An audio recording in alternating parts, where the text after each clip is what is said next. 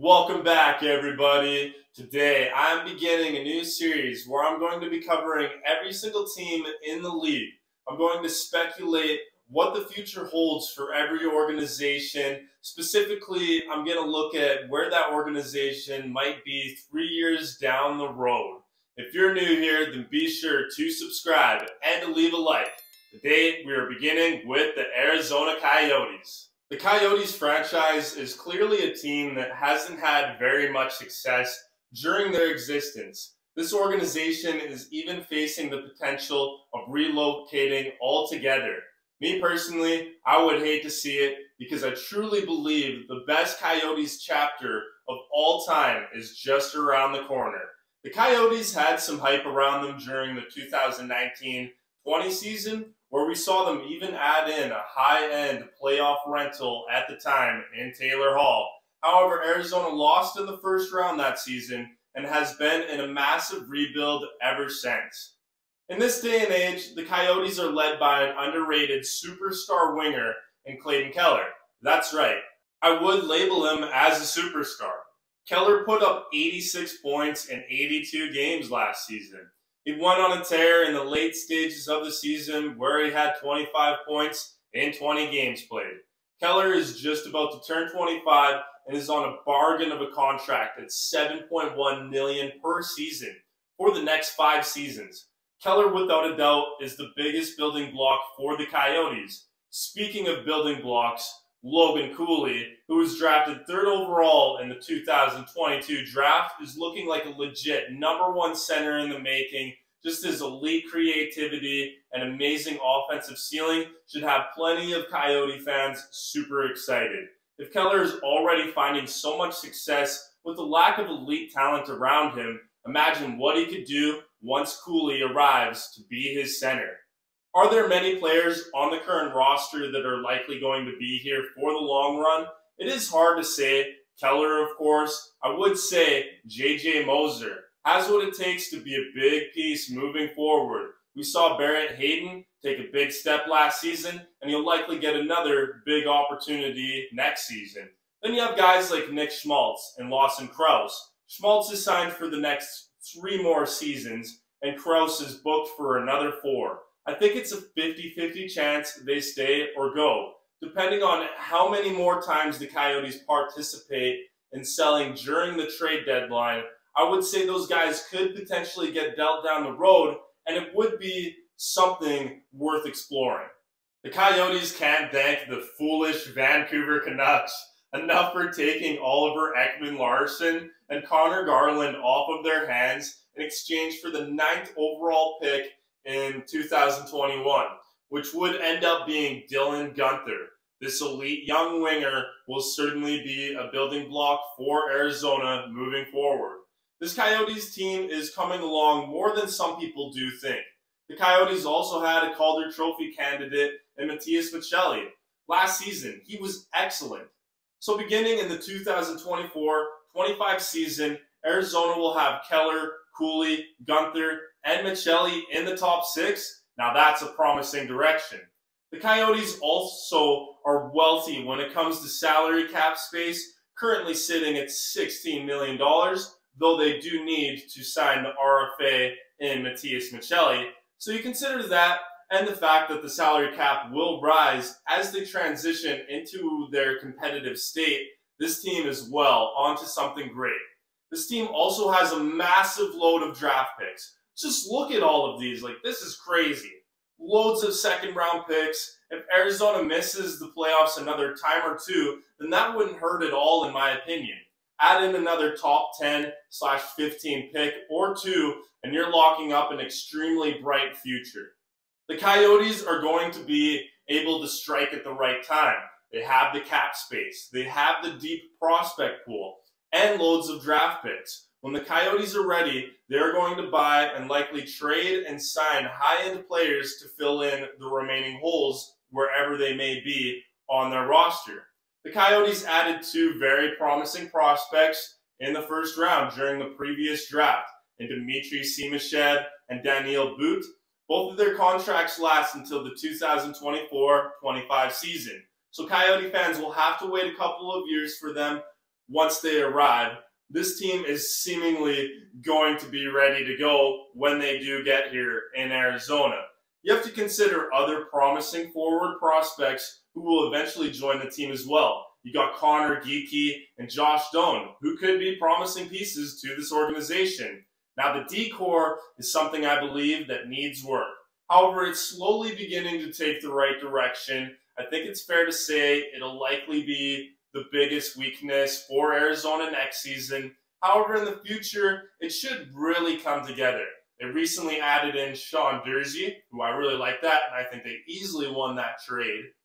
He's going to play with Arizona for quite a while, I would imagine, and will maybe even be a long-term piece. Dmitry Simashev excites me. If all goes well, I truly do believe he could evolve into that #1 right-handed defenseman that is super valuable.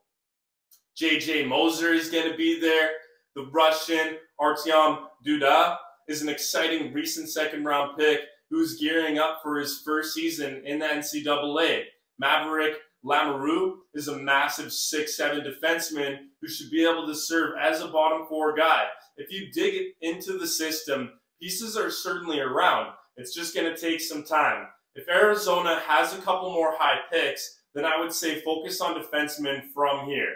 The goaltending situation will need some work too. I like Vejmelka, and we will get to see how he continues to progress. He has some time to continue to maintain the starter position. He's on a pretty good contract as well, I might add. The Coyotes have been drafting plenty of goaltenders, and they should continue to do that as the next couple of drafts pass.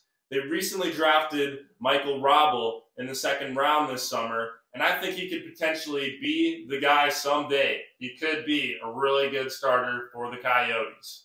All right, let's take a look at a potential future lineup for the Arizona Coyotes. For starters, check out that top line. I mean, doesn't that look like it's so dirty and it could do it all and could compete to be a top line in the league? Like, I mean, I love the idea of that line. And in general, I mean, look at this roster here, the forward group. Something that the Coyotes have lacked so much in their existence is just a strong level of depth. This looks pretty promising, right? I mean, check out the top 4 wingers in the top 6, and Keller, Gunther, Michelli, and Boot.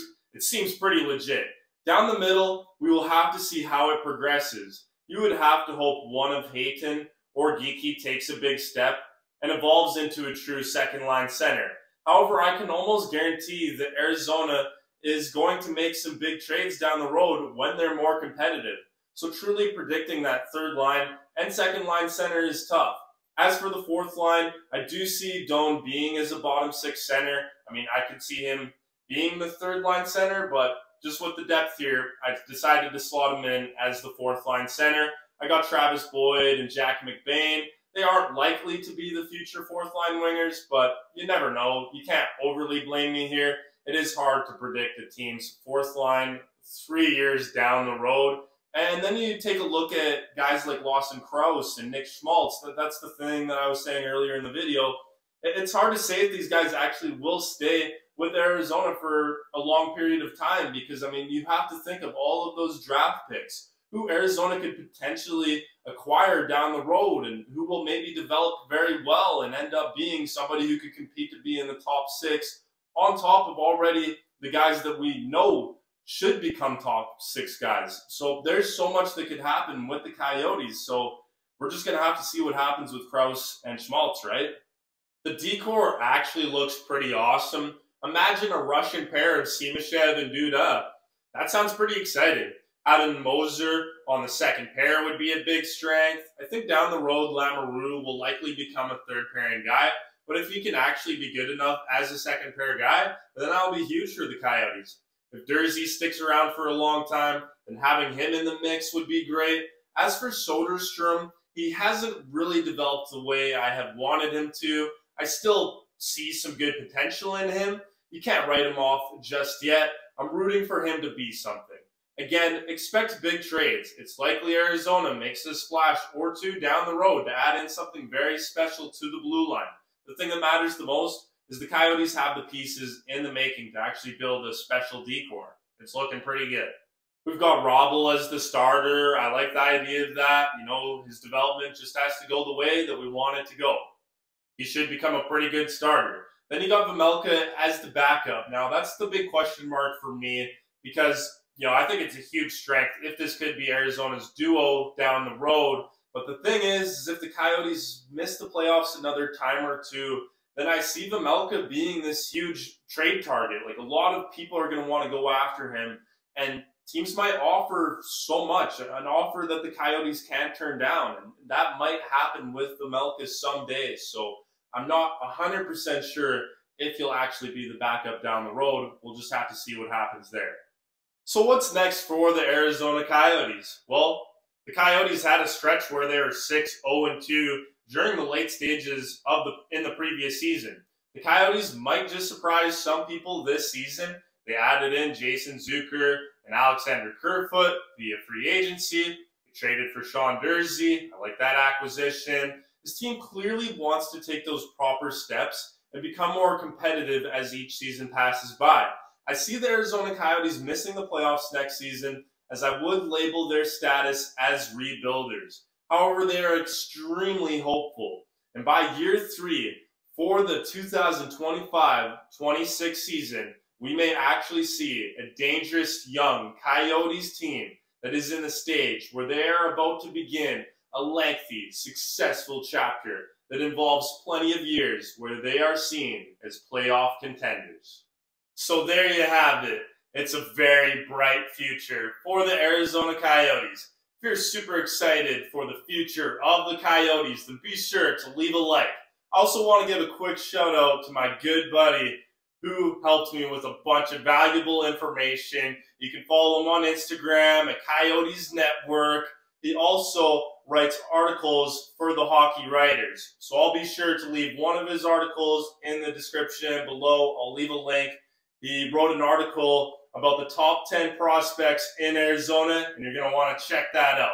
Thank you all for tuning in today. If you're new here, then be sure to subscribe. I'll see you all next time.